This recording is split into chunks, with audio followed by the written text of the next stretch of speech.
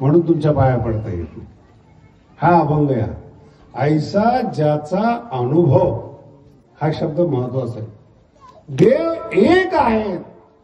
सगळे पुस्तकं सांगतात, सगळे ग्रंथ सांगतात, वेद श्रुती शास्त्र सांगतात आणि ते शिकलेले सगळे सांगतात. सांगण्यामध्ये सुद्धा काही टेस्टी सांगतात की ज्याचा आवाज, ज्याचं बोलणं, ज्याचं पटवून सांगणं कानाला मधुर वाटतं. त्या मधुर वाटल्यामुळे ना काही काही लोक ते ऐकण्यावरच भाळतात. जगद्गुरु तुकोबराय या अभंगात सूचना देतात. अनुभव काय आहे त्याचा तो तपासा. संपूर्ण विश्व हे भगवंताने नटलेलं आहे हे सांगण्यापेक्षा त्याचा अनुभव आहे का हे तपासा. तुम्हाला पाया पडायचंय ना, एवढं मोठं डोकं आहे महाराज, त्याच्या पायावर ठेवायचंय आपल्याला. ज्याच्या पायावर ठेवायचंय त्याचा अधिकार तपासा. भावनेनं पाया पडू नका. ज्ञानेश्वरी आणि गाथा हे ग्रंथ असे आहेत महाराज, भावनेला फक्त देवाजवळ किंमत देतात, व्यवहारात भावनेला शून्य मानतात. आणि ज्यांनी ज्यांनी भावनेला व्यवहारात शून्य मानलेलं आहे ती आज श्रीमंत झालेली. मराठी नाही कळलं. भावनेला व्यवहार करता येईल तुम्ही, बिलकुल भावना नाही, ती माणसं श्रीमंत होतात. बघा तुम्ही व्यवहार करणारी माणसं 5 पैसे सोडत नाही, ती श्रीमंत आहेत. काय काय उदार काय काय. मी एका ठिकाणी गेलो होतो, माझ्याबरोबर कंपनीचा मालक होता. स्वीट होतं, त्याचं चेन होती मुंबईमध्ये, स्वामीजींचा शिष्य होता. आणि स्वामीजीसाठी काही स्वीट पाहिजे म्हणून मला घेऊन गेला. तो मी तुम्हाला स्वीट पाठवतो. तो त्याच्या दुकानावर गेला, त्याच्या मालकीच्या दुकानावर. समजून घ्या विषय. त्याच्याबरोबर त्याचा मुलगा होता. आता ते जे स्वीट मिठाईचं दुकान आहे त्याचा मालक हा आणि याचा पोरगा, पर्यायीने मालक कोण आहे? मुलगा आहे. आणि आपलंच दुकान आहे म्हटलं तर ते गेलं पोरगा, तिने पेढा उचलला तोंडात टाकला. बघा, मालकाने त्या मुलाला काय बोलला नाही, पण त्या पेढ्याचे पैसे मालकीने स्वतःच्या दुकानामध्ये दिले. व्यवहार. मुलगाने काय, मालकाने काय केलं, कारण की तो मॅनेजर आहे तिथं, एक पेढ्याचा हिशोब कसा देईल तो? पैसे काढले मालकाने, त्याने सांगितले की मुलाचे पैसे दे, आणि त्यांनी घेतले. ऐसा ज्याचा अनुभव. कारण की मोजून माल आणलेला आहे, तर मोजून त्याला परत द्यायचा आहे, त्याचे हिशेब आपल्याला द्यायचे. मालकाच्या मुलाने पेढा खाऊ नये तर मालकाने खाऊ, त्याच्या दुकानातला खाऊ. व्यवहार काय सांगतोय? भावनेला किंमत नाही, तुम्ही ग्राहक आहात. माझा शब्द फार मोठा आहे, खेडेगावात नाही समजणार आहात. तुम्ही ग्राहक आहात आणि तुम्ही ग्राहक आहात हे ज्या व्यापाऱ्याला समजलं तो जगातला श्रीमंत व्यापारी. तो मनुष्य म्हणून पाहत नाही, मनुष्य म्हणून तुमच्याकडे पाहत नाही, तो ग्राहक म्हणून पाहतो. 5 स्टार मध्ये जा, तुम्ही कोण आहात, काय आहात, कोणत्या जातीचे आहात, कोणत्या पक्षाचे आहात, श्रीमंत काही देणे घेणं नाही त्याला. तुम्ही आत आला 5 स्टार मध्ये वेलकम करतात. आता एक नवीन पद्धत आहे 5 स्टारला, तुम्हाला गंध लावणार आणि हार टाकणार. विदेशी लोक आले ना विदेशातले, त्यांना गंध लावतात आणि गळ्यात हार टाकतात आणि तिची आरती करतात. ग्राहक आहे ना, तो पैसा देणार आहे ना.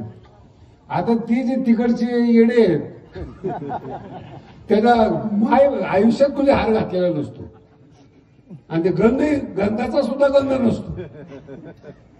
ते 5 स्टार मध्ये आल्यानंतर ते गंध ते हार घातलं की असे खुश होतात, हार काढतच नाहीत. काय काय येडे येतात, पहिल्यांदाच घातलेले उघड्यात आणि मग ते तसेच फिरतात. आता आम्हाला कधी प्रसंग येतो तिथं जायचं तर आम्ही बघतो हे गंध लावलेले, एक तर ते कलर जास्त भडक, त्याच्यात पुन्हा ते कपडे त्या पद्धतीचे, तुम्ही समजून घ्या. त्याच्यात त्यांनी माळा घातलेला, असं वाटतंय जसं का नुकतंच लग्न करून आले. 2 जण असतात, ते लग्न झालेलं नसतं, ते फिरायला आलेले असतात आणि त्याला भारत फिरवतो. हे भारत ग्राहक म्हणतात. मोबाईल तुमच्याकडे आहात, कंपनी तुम्हाला ग्राहक समजते, पैसा कमी नाही करत.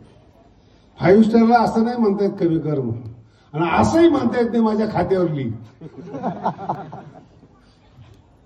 रिस्पेक्ट, आदर देणे. ग्राहक तसं श्रोता हा श्रोता आहे हे ज्याला कळालं तो या जगातला मोठा वक्ता होतो. ही विशेषता आहे. काय समजलं पाहिजे हे समजलं पाहिजे तुम्हाला. म्हणून या जगामध्ये जर तुम्हाला आनंदी जीवन जगायचं असेल, सुखी जीवन जगायचं असेल, त्याची गुरुकिल्ली आहे, तुमचा अनुभव प्रगल्भ करा, अनुभव वाढवा. तुमच्या पायाला लागलं, तुम्हाला चक्कर आले, तुम्ही गरगरून पडलात, तुमची हडबड होते, बायको रडायला लागते, मुलं ओरडतात, मित्रमंडळी धावत येते, तुम्हाला उचलते आणि इतक्या फास्ट त्याच्यामध्ये जातात. ताव आलेला असतो ना, तुमच्या जीवनातला पहिला अनुभव आहे हा. माझ्या शब्दाकडे लक्ष द्या. तुमच्या जीवनातला पहिला अनुभव आहे. नवरा कधी असं चक्कर येऊन पडलेला नाही, नुसता पडत होता तो दारू पिऊन, असं चक्कर येऊन कधी पडलेला नाही, तो अनुभव नाही त्यांना. आणि अचानक पडल्याबरोबर घर घाबरतं आणि आरडाओरडा करून त्याला हॉस्पिटलमध्ये नेलं जातं. कधी तुम्ही डॉक्टरकडे गेल्यानंतर डॉक्टरचा चेहऱ्याचा अभ्यास केलाय का? तो निर्विकार असतो, काहीच वाटत असं आहे का?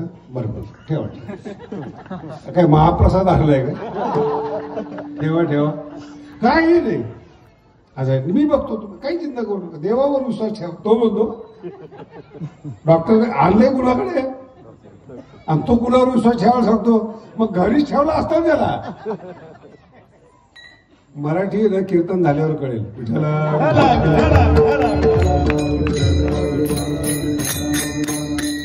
आणि निर्विकार त्याचं कारण तुमचा पहिला अनुभव आहे, म्हणून तुम्ही घाबरलात, गडबडलात. त्याला अशा केसेस, याच्यापेक्षा वाईट केसेस पाहिलेल्या, काय वाटत नाही त्याला. काय काय ऍक्सिडेंट एवढे भयंकर असतात रस्त्यावर. मी असं ऐकलेलं आहे की ती गाडी जर गेली ना तर ते माणसाला खरडून काढावं लागतं मला रोडवरून, असे भयानक ऍक्सिडेंट आहेत. विठाला विठाला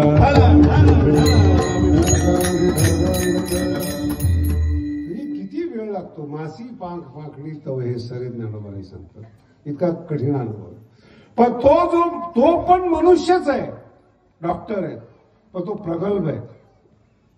तो डोळे पाहिल, नाडी पाहिल, कानाला लावून ते सगळं पाहिल आणि मग सांगेल थोडंसं अजून एक्सरा करावा लागेल, काय लागेल ते बघावं लागेल. पण तो निर्विकार आहे, तो दुखी नाहीये आणि तो आनंदी सुद्धा नाहीये. दोन्ही गोष्टी लक्षात ठेवा. दुखी नाहीये, आनंद काय की तो साक्षी. आणि तुमचं आमचं काय होतं, तर आपण लिप्त आहे, सुख दुःख त्याच्या व्यक्तीबरोबर जोडले गेलेले आहेत. म्हणून नवरा असला, मुलगा असला तर आईला आनंद होतो, बायकोला आनंद होतो, एरवी नाही होत. जर काही गडबड झाली की आपला आनंद निघून जातो. साक्षी रूपानं डॉक्टर जगतो. पुढचा विषय आहे का, तर तरी तपासलं वगैरे वगैरे काही नाही. महाराज 2 दिवस ठेवा, नीट होईल. बघा, 2 दिवस ठेवा, नीट होईल. ठेवतात. एकदा आमचे गुरुजी होते, अनुभव खूप चांगला आहे. आमचे गुरुजी होते. आता माझे गुरुजी म्हटल्यानंतर तुम्ही अभ्यास करा ना कसे असतील. मला नीट करणारे ते होते आणि तुम्हाला नीट करणारा त्यांना थोडस पित्त झालं, पण ते VIP पित्त झालं आणि कळालं लोकांना, लगेच घाबरले लोक. स्वामी सांगितलं घाबरू नका, पित्त आहे, थोडं जळजळ होते. नाही, माझा अटॅक सुद्धा असू शकतो, अनुभव नाही. पित्ताची जळजळ आहे. आणि काय म्हणतात ते, हे दृष्टांत आहेत बरं माझे, समजून घ्या. साधी जळजळ आहे आणि मनात अनुभव नसल्यामुळे डायरेक्ट अटॅक सुद्धा असू शकतो. तसं संसारातल्या लहान लहान गोष्टी आहेत, त्याला तुम्ही डायरेक्ट दुःखापर्यंत नेऊन ठेवतो. होत काहीच नाही, पण जातं दुःखापर्यंत. साधी गोष्ट आहे. मंथरेला कैकेयी सांगते राम राजा होणार आहे, एकदम साधी गोष्ट आहे, आणि गळ्यातली माळ काढून देते. बघा, आता मला सांगा, एक महाराणी आणि एक दासी आहे. महाराणी दासीला सांगते की उद्या राम राजा होणार आहे, मला आनंद झालाय, मी तुला माळ बक्षीस देते. आता जे काही राजकारण असेल ते कैकेयी बरोबर आहे. कैकेयी महाराणी झाली काय, नाही झाली काय, मंथरेचं प्रमोशन होत, मी तुम्हाला बोलतोय, वर कोणाला मंत्रीपद मिळेल न मिळेल, कार्यकर्त्याचं प्रमोशन होत मरेपर्यंत कार्यकर्ता असतो. फक्त एक पदवी लागते, हाडाचा कार्यकर्ता.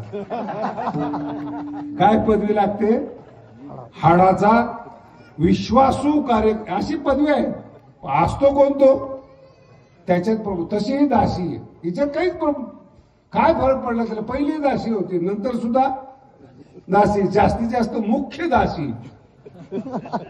मुख्य विश्वासू, मुख्य सल्लागार. विठ्ठल हा काही फरक पडत नाही त्याच्याने. पण बघा दोघांच्या बुद्धीमधला फरक. त्याची जी माळ होती आपल्या हातातली मंत्र्याने तोंडावर फेकली.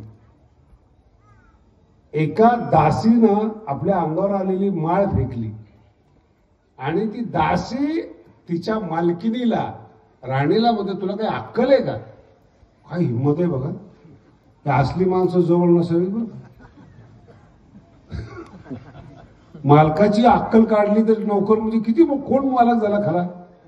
बोला ना, समजतंय तुम्हाला? कोण मालक आहे? अक्कल आहे का तुला? म्हणे समजतं का तुला?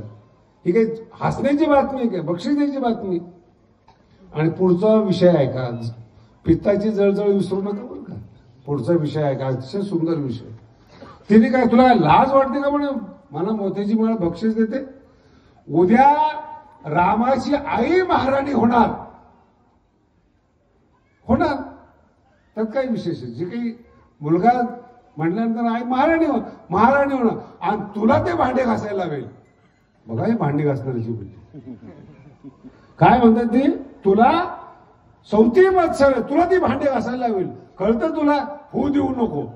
कोण सांगते? जिचा मुलगा नाही, जी विधवा आहे आणि ती जी सौभाग्यवान काही तिला सांगते. रामायण सगळ्यांनी अनेक वेळा ऐकलेले माझे मुद्दे फक्त तुम्ही लक्षात ठेवा. काय परिणाम ऐकले कुणाचं? मंथरेचं. जशी मंथरा तशी काही होते. काही विधवा होते. पोरगा आई म्हणणं सोडून देतो आणि नवरा निघून जातो, नवरा मरून जातो. कोणाचं ऐकलं? एवढं कळलं तरी कीर्तन समजलं. नका विधवा हो. विठ्ठल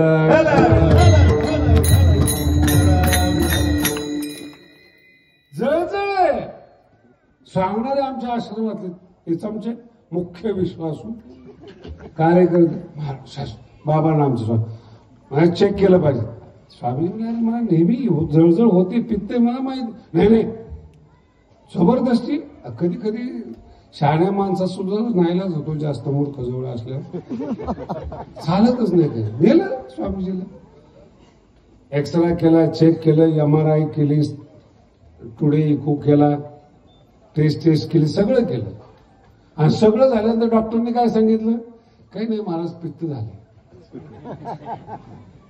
काय सांगितलं? काही नाही महाराज पित्त झाले, 2 गोळ्या घ्या. स्वामीजी म्हणाले मी पहिलं सांगत होतो. चेक केलेलं काय वाईट? याचा अर्थ आहे अनुभव.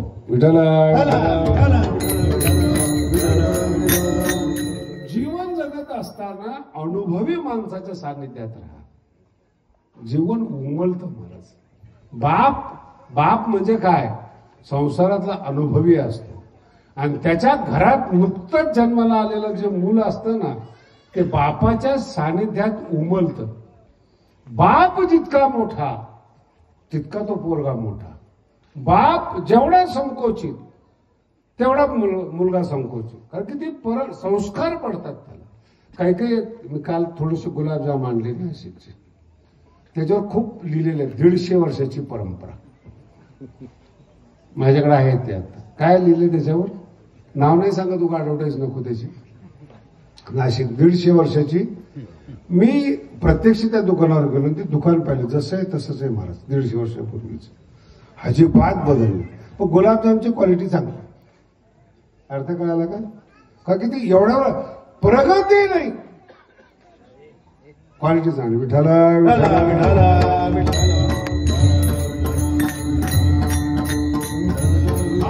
फार वेगळा विषय आहे. क्वालिटी चांगली आहे त्याची, पण प्रगती नाही, क्वालिटी चांगली. माझा पुन्हा मुद्दा आहे का, आपल्याला काय पाहिजे? अनुभव पाहिजे.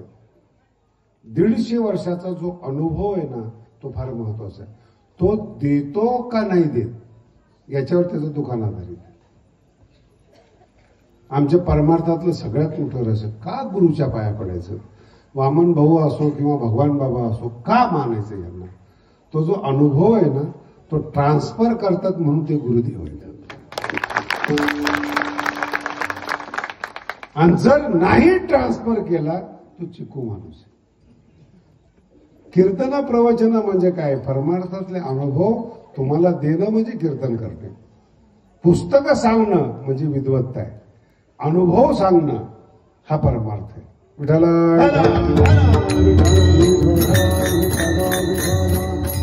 ज्ञानोबरांना जो अनुभव आला, तो अनुभव त्यांनी ज्ञानेश्वरीच्या रूपात तुम्हाला दिला. गुरुदेवांचे फार सुंदर वाक्य बरं का. विश्वाचे जे अर्थ माझ्या मनी प्रकाशले. प्रकाशले शब्द फार महत्वाचा.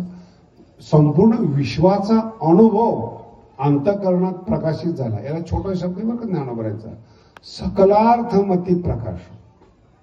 सकल अर्थ मतीमध्ये प्रकाशित होतात. प्रकाशित होणं म्हणजे अनुभव येणं.